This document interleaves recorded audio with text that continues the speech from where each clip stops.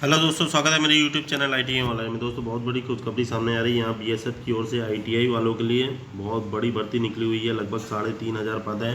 तो आइए इस वीडियो में हम डिस्कस करेंगे कौन कौन से ट्रेड वाले एलिजिबल रहने वाले हैं, क्या एज क्राइटेरिया मांगा गया है, कितने साल के छात्र इसमें फॉर्म को फिल कर सकते हैं और फॉर्म को आपको कैसे फिल करना है, ऑनलाइन या ऑफलाइन।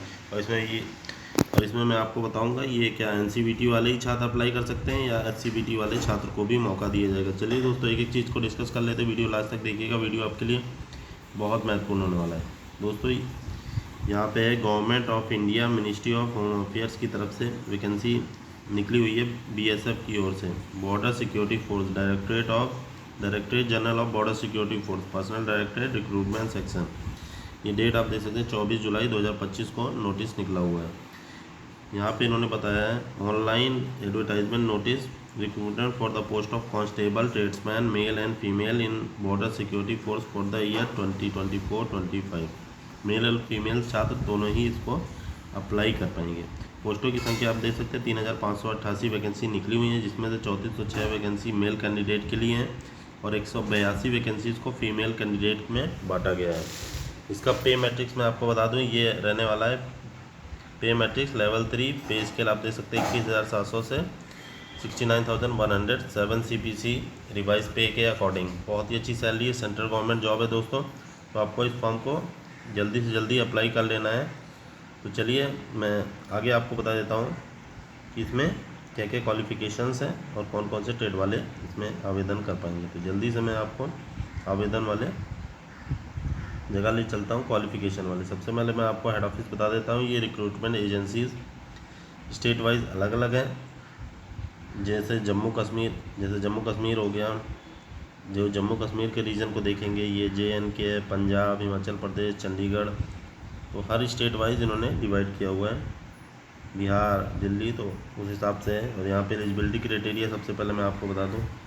एज आप देख सकते हैं यहाँ पे between 18 to 25 year age on last date of application की लास्ट डेट में आपकी एज 18 से 25 के बीच होनी चाहिए। और बाकी कैंडिडेट जैसे SC/ST और OBC कैंडिडेट हैं उनको रिलैक्सेशन एज़ पर रूल के अकॉर्डिंग दिया जाएगा। जैसे OBC कैंडिडेट को 3 साल की एज में छूट है और SC/ST कैंडिडेट को 5 साल की एज में छूट दी गई है।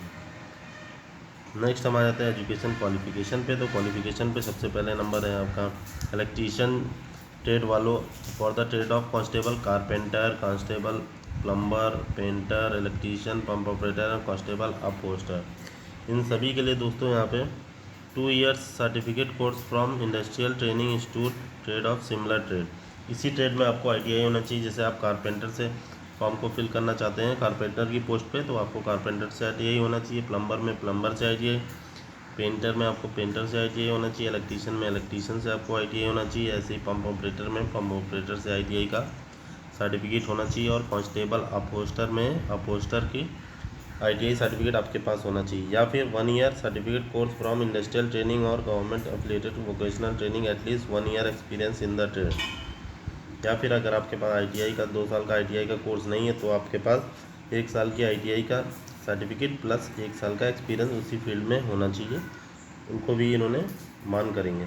नेक्स्ट ट्रेड है हमारी constable, cobbler, tailor, washerman, barber, sweeper, फौजी, सहित। इसके लिए आपको 10th पास ही होना चाहिए और रिस्पेक्टिव ट्रेड में इसका स्किल भी होना चाहिए और उसकी एक्सपीरियंस भी आपके पास होना चाहिए कि उस काम को आप कर सकें। नेक्स्ट है क्वालिफाइड ट्रेड जो होगा, आपको उस ट्रेड को भी क्वालिफाई करना पड़ेगा। For the trade off constable cook, constable water career and constable waiter, इसके लिए आपको पास 10th होना चाहिए। 10th के साथ आपको national skills qualification framework NSFQ level 1 का कोर्स होना चाहिए। वो कोर्स आपका फूड प्रोडक्शन और किचन में होना चाहिए। और ये आपकी संस्था है नेशनल स्किल डेवलपमेंट कॉरपोरेशन और from the institute recognize by National Skill Development Corporation. अगर किसी प्राइवेट संस्थान को यहाँ पे एफिलिएट किया गया है कि नेशनल स्किल डेवलपमेंट कॉरपोरेशन द्वारा, तो NSDC से बोलते हैं। अगर वो ऑथराइज है आपका प्राइवेट संस्थान भी, तो आप वहाँ से भी सर्टिफिकेट ले लेंगे तो आपको कोई दिक्कत नहीं होने वाली। वहाँ से भी आपका फॉर्म मान्य किया जाएगा सर्टिफिकेट को। नेक्स्ट है education certificate other than state board central board should be अकम्पेड by government of India. कोई भी अदर बोर्ड से अगर आपके पास 10th है तो वो जैसे कि ICSE हो गया, CBSE हो गया, तो ये स्टेट बोर्ड नहीं रहते हैं। इनको भी यहाँ पे इन्होंने मान्य किया हुआ है, ICSE CBSE ये सारी यही चीज़ इन्होंने बताई हुई कि इनको भी मान्य है। बाकी यूपी बोर्ड हो गया, बिहार बोर्ड हो गया, उसके साथ इनको भी मान्य किया गया है। नेक्स्ट हम आ जाते हैं, यहाँ पे इन्होंने बताया candidate who apply for the trade off cook, constable, water career, water waiter must have national skill, यही चीज़ बताई हुई है। NSQF का लेवल 1 का कोर्स आपके पास होना चाहिए।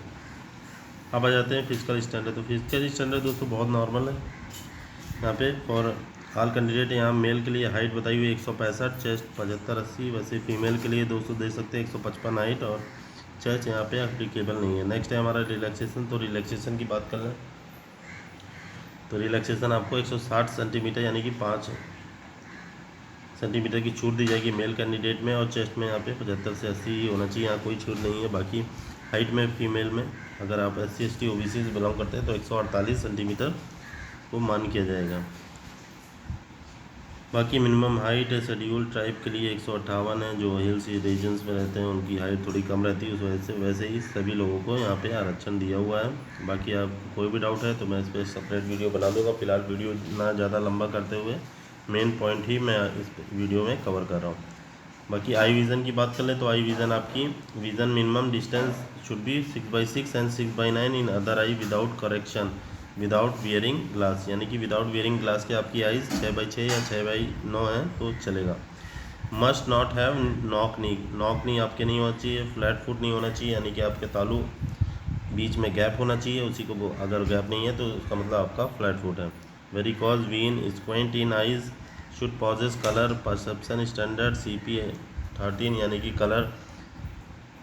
कलर ब्लाइंड आपको नहीं होना चाहिए। जैसे कि आपको ग्रीन और रेड कलर में अंतर आपको पता होना चाहिए, अगर आप नहीं देख सकते तो यहाँ पे आपको डिस्क्वालीफाई कर देगा। Must be good mental physical health, physical defect like interfere in the efficient performance of duty. बाकी नॉर्मल सी चीज़ें हैं, इसमें डरने की बात नहीं है। आपका नॉर्मल स्टैंडर्ड है अगर आप तो आप फॉर्म को फिल कर सकते हैं।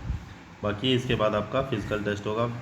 मेथड ऑफ सिलेक्शन मैं आपको बता देता हूँ। जो first phase of examination candidate whose application are in order will be called for पेट।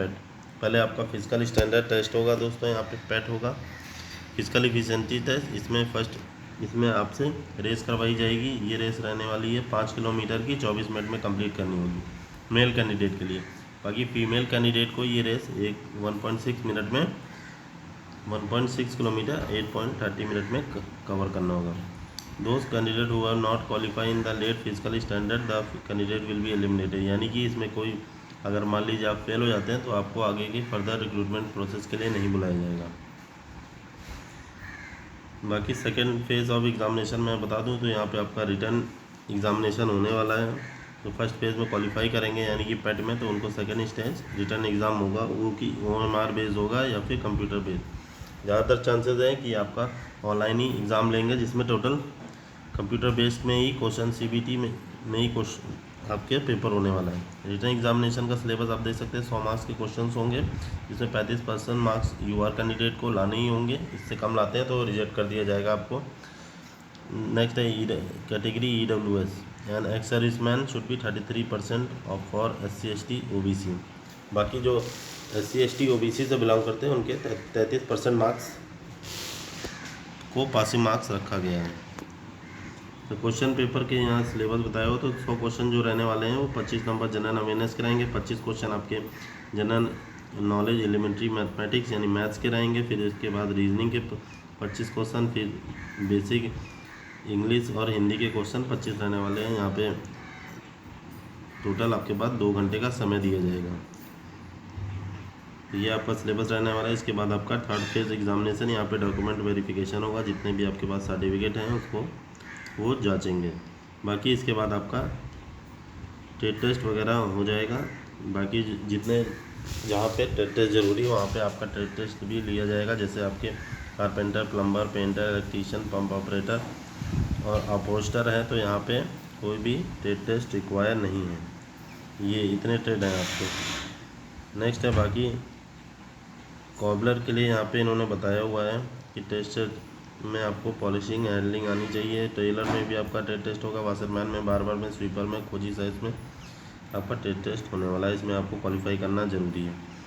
बाकी जो कुक है, वेटर कैरियर है, वेटर है, इसमें ब्लड टेस्ट नहीं होगा।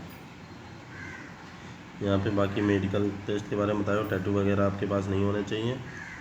बाकी वही नॉर्मल चीज़ आपको बताई हुई है जो हर फॉर्म में रहता है, तो इसलिए मैं इन चीज़ों को कवर नहीं करूँगा। बाकी आपको डेट पर बता देता हूँ कि फॉर्म आपको 25 जुलाई से स्टार्ट हो चुके हैं और ये आपके फॉर्म 23 अगस्त 11:59 PM तक फॉर्म क्लोज हो जाएंगे। तो जल्दी इस फॉर्म को भर दीजिए और कोई भी डाउट है कमेंट करके पूछ सकते हैं। मिलते हैं नेक्स्ट वीडियो में। ओके, जय हिंद।